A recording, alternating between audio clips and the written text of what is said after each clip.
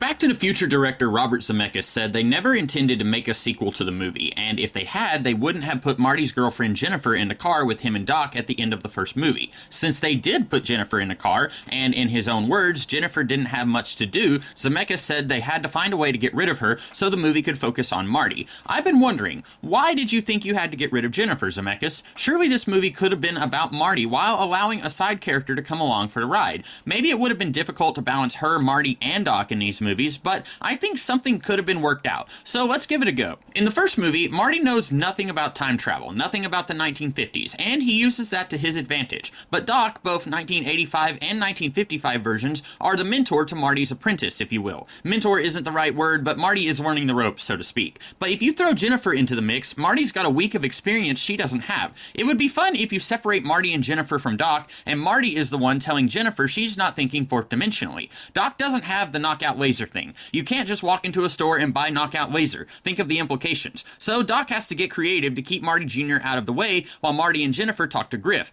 Instead of Marty having the temper and the Hancocky and trigger phase, it's Jennifer. While Marty is about to shut down Marty Jr. joining tonight's opportunity, when Griff starts throwing shade, Jennifer throws right back. Yeah, we'll join you, jerkface. Griff and his crew are probably wondering who this lady is. Marty Jr. says, oh, she's this girl I've been talking to lately. And that's good enough for them. Griff wasn't exactly a super genius, and I got the feeling the only reason they wanted Marty Jr. for this job was to pin the blame on him, so Marty bringing his girlfriend along, it gives them an extra set of hands to help out, and that's one extra person to leave holding the bag when they get away. Marty's flaw he has to work through is his problem in believing himself. In the first movie, he doubts he has what it takes to be a rock star. Then Biff tells him Marty Sr. threw his life down the toilet. He doesn't know it was a car accident that Stephen Stranged his hands to keep him from playing. For all he knows, he just wasn't good enough to achieve his dreams. While Marty is an absolute unit compared to his dad in the 50s, he doesn't have everything figured out, even after playing a pretty good show at the Fish Under the Sea dance. Jennifer will be getting her and Marty into trouble, but also she's the fire he needs to get himself motivated. I've seen couples like this. One person isn't sure they want to do something, their better half is the one who convinces them to do it, and it works out great. Marty knows he's supposed to say no, but Jennifer messes that up and agrees for the two of them to join Griff's plans. This would tie in with the middle of the movie, which is like a heist movie, except instead of an item they're trying to get, it's information. And in 3, Doc and Marty burgle an entire train, so putting Marty and Jennifer into a burglary would be appropriate.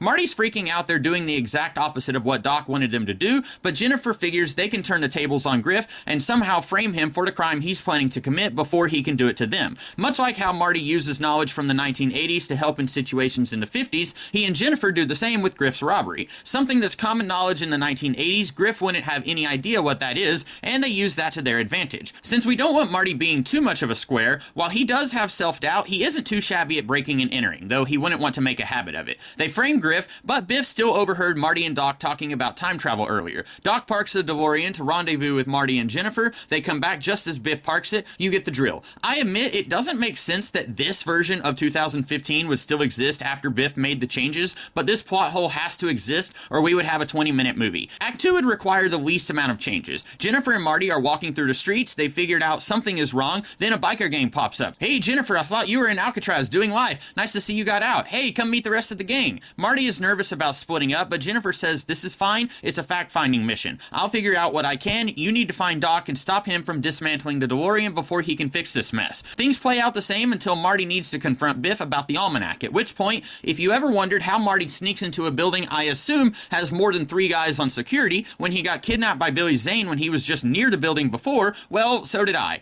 And while getting kidnapped by Billy Zane was a fun weekend at St. Augustine for me, Marty probably doesn't have time for that. So Jennifer befriends the gang who thinks she's Mirror Jennifer from this 1985, and she convinces them to make a distraction near Biff's place so Marty can sneak past security who are busy dealing with the bikers. Then Doc, Marty, and Jennifer go to 1955. Doc stays hidden to try to repair the time circuits, leaving Jennifer to aid Marty in getting the almanac. Marty and Jennifer are watching Biff. Marty sneaks in the car. Jennifer stays close behind when Marty gets trapped in the garage. Jennifer follows Biff. You can squeeze in a scene or two of her trying to get the almanac but failing. Then she and Marty reunite at the dance. Jennifer helps this version of Marty dispense Biff's goons, and they have a sweet dance together behind the curtains before jumping back into action. If we're gonna put more emphasis on Jennifer, we should develop their relationship a little bit. While they're dancing, she tells Marty that other Marty is playing pretty good. He's kinda, I don't know. She shuts him up. No, he's really good. Then they get ready to follow Biff. A door opens, and a whole bunch of students flood out, separating Jennifer and Marty. Marty gets beaten up by Biff, then he, Jennifer, and Doc pursue. Jennifer stays in the car car with Doc while Marty is hoverboarding Biff. When the lightning strikes the DeLorean, Doc and Jennifer are zapped to 1885. The end of the movie we got is awesome, one of my favorite endings ever. Marty is crushed, not just because one of his only friends we know about is maybe dead, but also he's stuck 30 years in the past. All I'm doing is adding to that trauma train and saying Jennifer is also maybe dead until the Western Union guy shows up and we know better. While the movies we got has 1985 Doc telling Marty not to rescue him because he doesn't want to risk doing more damage to the timeline, in this fix, Doc has Jennifer to think about. In another genre with more room to explore this dilemma, it might be interesting to see two characters argue about if they should stay or leave, but we don't have time for that. So Doc's letter tells Marty how to fix the DeLorean in a cave so he can rescue him and Jennifer. Marty and 1955 Doc do not find out 1985 Doc got killed shortly after sending the letter.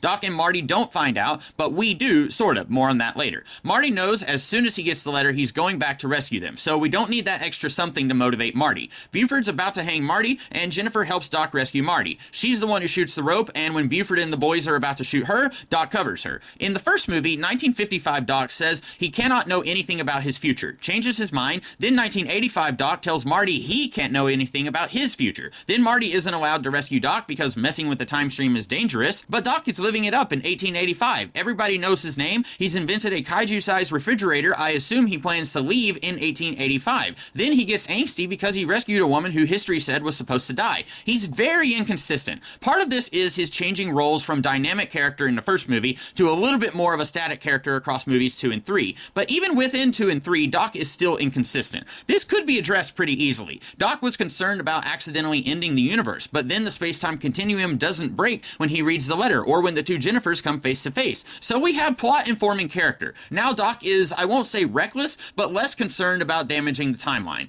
Doc sent the letter to Marty, figured he'll be here in a few days, and then Marty never showed up. In the movie we got, I guess 1955 Doc figured sending Marty a week before 1985 Doc died would give Marty plenty of time to rescue him, but Marty should know from experience when you think you have enough time, you don't. He was doing things right down to the wire not once but twice in the first movie, and even when he gave himself extra time, things backfired. I'm very surprised Marty didn't give himself 3 extra months before 1955 Doc sends him on his way. We want urgency in our story, and if Marty and Doc have months before Buford shoots Doc, we don't feel excited when they take their time to get back home. But we also want characters to use their brains, and Marty thinking this is fine is weird. Marty tries to go right after Doc sent the letter to diminish the effects Doc and Jennifer would have on 1885, but it doesn't work. The time circuits were already glitchy before the DeLorean got struck by lightning, and even though 1955 Doc tried to repair everything, he's 30 years behind the curve on the Doc who invented this, so he just barely got the machine functioning again. Marty's lucky he only overshot by 8 months and not 800 years. Doc and Jennifer saved Marty, but a lot's changed for both of them. Doc is going by a pseudonym now. He may have loosened up on the do's and do nots of time travel, but using your real name and allowing yourself to be photographed, that's pushing it. He's calling himself Dr. Klein. It's referencey, but the sequels didn't mind being referencey, and this at least makes sense. Jennifer is posing as his daughter-in-law with her husband overseas. That's a deep cut to the first one when everyone thought Marty was a sailor. This flips Marty and Jennifer's dynamic from our version of the second movie. Jennifer now has 8 months of living in 1885 under her belt, while Marty is back to being the fish out of water. Marty's bummed Doc and Jennifer were stranded here, but at least he's here now. We can get back home and forget this all happened, right?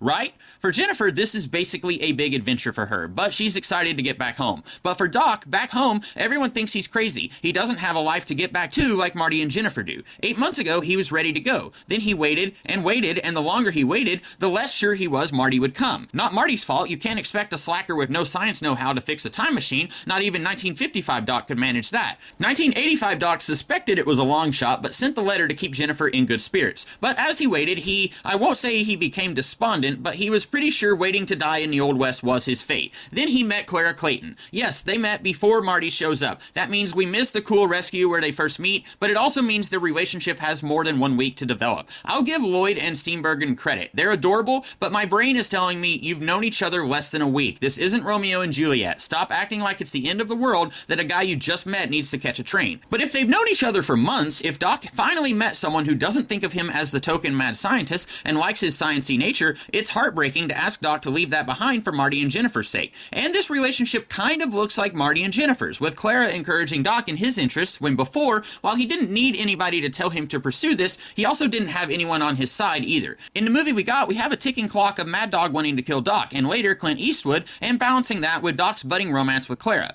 But since I've already got Doc and Clara together, we won't explore explore that. And since Marty doesn't know Doc is going to die pretty soon, we don't have that. I'm using a Doc who is a tad more cavalier in his time travels. If Marty giving his parents a happy ending, gross, didn't destroy the multiverse, then I've been wrong about how the space-time continuum works this whole time, no pun intended. When Doc and Jennifer first meet Miss Clayton, Jennifer takes Doc aside and says, "Yo dog, that lady's gonna die in 7.5 months. Doc wishes she hadn't said that because now he has to wrestle with, do I save her? Will that change history drastically? Maybe Marty giving his parents a happy ending, gross, isn't that bad, but what if this lady lives, has kids, and they end up becoming serial killers? Am I capable of sitting back and letting an innocent woman die?" This is pretty heavy for what should be a light comedy adventure film, but the movie did feature some pretty compelling drama, so I don't think this is too out of the ordinary. Doc doesn't intend to fall in love with Clara, but again, like Jennifer and Marty, I kind of see Clara as a go-get-em girl, so she probably initiated a lot of the early steps of the relationship, and when Marty arrives, Doc's already made up his mind. He is going to save Clara's life. Space-time continuum be darned. But Clara ain't gonna fall into a ravine. A week after Marty arrives, Buford Tannen is going to murder a few people in Hill Valley, Clara Clayton being one of them. Maybe he has a thing for her, like Biff had a thing for Lorraine in the first movie.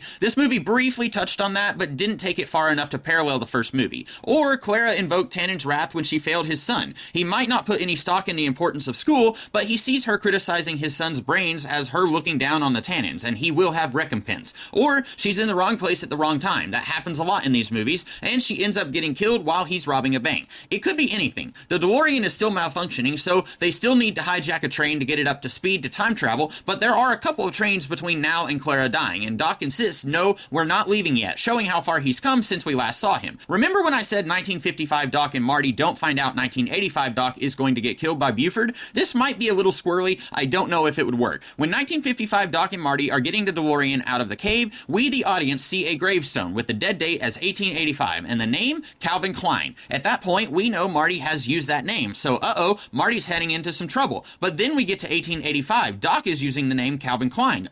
Doc's heading into some trouble. And I know the movie leans heavily into the Clint Eastwood jokes, but what if Marty is pretending to be Doc's son, Calvin Klein Jr.? When Doc says he needs to save Clara, we don't know which one of them is heading toward that grave in 1955. Like Hitchcock said, a bomb the audience knows about and the characters don't, that's good suspense. How will I put Marty in harm's way if he's not the hothead who shoots from the hip when someone calls him chicken? Maybe Jennifer told someone Marty was a gunfighter overseas, and when Tannen is running his mouth against Clara, and he sees Jennifer and Marty holding hands, he puts two and two together and figures he needs to get rid of that guy before he can take us out. We can still have Seamus tell Marty he had a brother who died because he was a hothead. Marty really isn't, but Jennifer is, and now she sees her impulsiveness is getting Marty into trouble. That, coupled with seeing Clara maybe being the author of her own demise if Tannen is specifically targeting her for something she did, can help Jennifer see she needs to mellow out. On the big day, Doc tries to tell Clara, don't go into town today. Come take a look at this cool thing over on the railroad tracks. It'll be a fun romantic day to ourselves, and Marty and Jennifer. Clara's all, that's sweet, but I have to go teach. I also need to talk to the mayor. We can picnic this weekend. And Doc is desperate, so he tells her the truth. I don't like her becoming hysterical when she's known Doc for almost 8 months as opposed to less than a week, and should know he's not lampooning her. So instead, she's upset they've known each other this long, and he waited until the day she was supposed to die to tell her this huge secret. She runs off to be away from Emmett for a bit. She knows he's telling the truth, but she just needs to scream internally. You know how it is. Braka!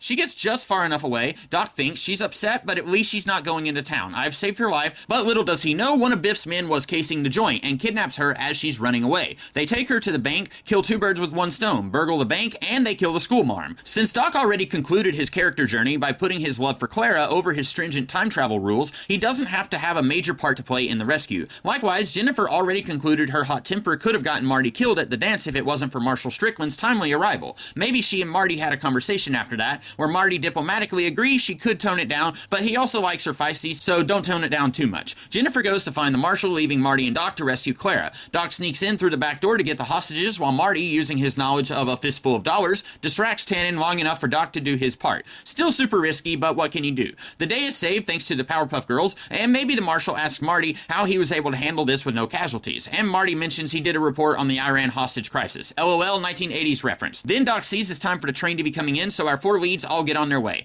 Clara's dress gets caught on the train, Doc uses the hoverboard to rescue her, Jennifer and Marty are in the car and go back to 1985. You could have Doc show back up in a train, although I have no idea how he knew Marty and Jennifer would be there at that very moment. But I also thought it was a cheat. Doc said the time circuits wouldn't be invented until the 1940s. You can fudge the source of power for the vehicle, but I'm gonna assume they just came from the mid-1890s so still about 45 years away from the proper circuitry, allowing for this final reunion. Instead, I'd say Doc and Clara pull the same move Doc did at the end of 2, having a letter sent to Marty and Jennifer in 1985, letting them know they're fine and giving a synopsis of their life as of them sending the letter. And Marty, I know you're wondering what about damaging the space-time continuum, as I told you once before, and Marty finishes off Doc's sentiment from the first movie. Jennifer asked Marty what his plans are, and he says he recently heard some music, a little older, but he might could put a new spin on it. I wanted to have Marty play with ZZ Top in 1885 since music is his passion in the previous 2 movies, but I couldn't find a way to make that work. And that's it. A lot harder than I thought it would be. I had a few, if I may toot my own horn, solid ideas before I started this video. I liked my idea of having Jennifer go back to 1885 with Doc, and I think giving Marty's temperamental attitude to Jennifer works pretty well. But this trilogy is one that, if you change one small thing, that impacts several other things. So what I thought was going to be a simple enough idea was a lot harder to put into practice. I'm not sure if everyone would be sold on this, but I still think it could have worked. And if Robert Zemeckis and Bob Gale had chosen to keep Jennifer involved in the story, they could have steered the ship wherever they wanted. I chose to constrain myself by keeping as much of the plot we already had while putting Jennifer into that plot. I hope you guys liked this one, and if you did, or if you didn't, I'll be back in the future to talk about something else. Until next time, have a good one.